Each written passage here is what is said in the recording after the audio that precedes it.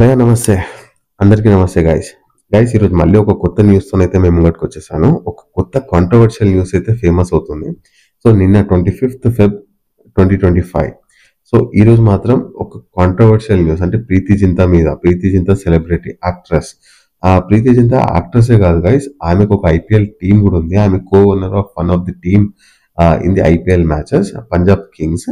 So, guys ఈమె అంటే ఈ పర్టిక్యులర్ హీరోయిన్ ఎవరైతే ఉన్నారో ఈమె 18 క్రోర్స్ ఒక ప్రైవేట్ బ్యాంక్ నుంచి అయితే తీసుకొని ఎగ్గొట్టింది అని చెప్పేసి అయితే ఒక న్యూస్ అయితే వైరల్ అవుతుంది.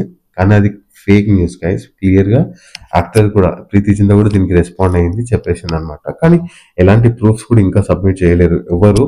నేదర్ పార్టీ ప్రీతి జింతా కూడా ఎలాంటి ప్రూఫ్ సబ్మిట్ చేయలేదు. ఎవరైతే అలిగేషన్ వేశారో వాళ్ళు కూడా ఎలాంటి ప్రూఫ్ సబ్మిట్ చేయలేదు. బేసిక్లీ ఒక పొలిటికల్ పార్టీ కూడా ఇందులో ఇన్వాల్వ్ అయి ఉంది గైస్. సో పొలిటికల్ పార్టీ అని ఎందుకు చెప్తున్నాను అంటే, సో గైస్ ఎవరు పడితే వాళ్ళు ఇలాంటి న్యూస్లు స్ప్రెడ్ చేయలేరు. కానీ ఒక ఫేమ్ ఉన్న పొలిటికల్ పార్టీ ఇలాంటి న్యూస్ తీసుకెళ్లి ఒక ఎక్స్వైజెడ్ ప్లాట్ఫామ్ మీద, ఏదైతే రెప్యూటెడ్ ప్లాట్ఫామ్ ఉందో ట్విట్టర్ మీద ఈ పోస్ట్ అయితే పెట్టిందో అప్పుడు కొన్ని వేల మంది చూస్తారు గైస్ దీన్ని. సో హైలీ స్ప్రెడ్ అయిపోతుంది అనమాట మినిట్స్ లో. ఎందుకంటే ఇంత రెప్యూటెడ్ ఉన్న పార్టీ పోస్ట్ చేసింది అంటే అట్లీస్ట్ వాళ్ళకి కొంచెం నమ్మకం అని ఉంటుంది. అట్లీస్ట్ ఒక 70-80% దాని మీద అది నిజమై ఉంటుందేమో అని చెప్పేసి కొంతమంది అయితే పిచ్చిగా నమ్మేస్తారు. సో గైస్ నేనేమని చెప్తున్నానంటే, ఇలాంటి ఫేక్ న్యూసెస్ ఏదైనా స్ప్రెడ్ చేసేటప్పుడు అట్లీస్ట్ ఒక ప్రూఫ్, ఎలాంటి డాక్యుమెంటేషన్ అయినా కానీ ఏదైనా కానీ బ్యాంక్ దగ్గర నుంచి అలా జనరల్గా ఈ న్యూస్ ఏదైతే ఉందో 18 క్రోర్స్ ఫ్రాడ్లెన్స్ ప్రీతి జింతా చేసిందని చెప్పేసి ఒక బ్యాంక్ దగ్గర నుంచి అని ఆ బ్యాంక్ ఎక్కడ కానీ ఎలాంటి నోటీస్ ఇవ్వలేదు. ఇంకా ఈ లోన్ ఇంకా ఇవన్నీ పర్సనల్ విషయాలు ఏ పార్టీ కానీ ఏ ఇండివిజువల్ కానీ డైరెక్ట్గా మనం ఇన్వాల్వ్ కాలేము. ఎందుకు అంటే ఒకవేళ ఏదైనా మనం ఇలాంటి అఫీషియల్ నోటిఫికేషన్ రావాలి అంటే ఏదర్ బ్యాంక్ నుంచి రావాలి, లేకపోతే ఆర్బీఐ దగ్గర నుంచి రావాలి. సో మనకు తెలుసు.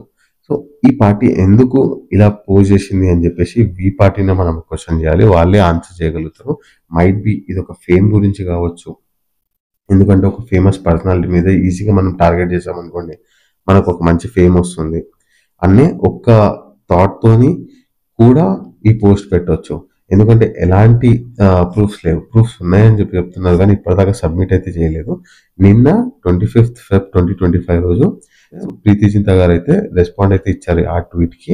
ఎందుకంటే ఐఎమ్ వండరింగ్, ఇలాంటి రెప్యూటెడ్ పార్టీ కూడా ఇలాంటి పోస్టులు చేసి ఫేక్ న్యూస్ని ఎంకరేజ్ చేస్తుందంటే ఐఎమ్ షాకింగ్ అన్నట్లయితే ఒక ట్వీట్ అయితే పెట్టారు గైస్.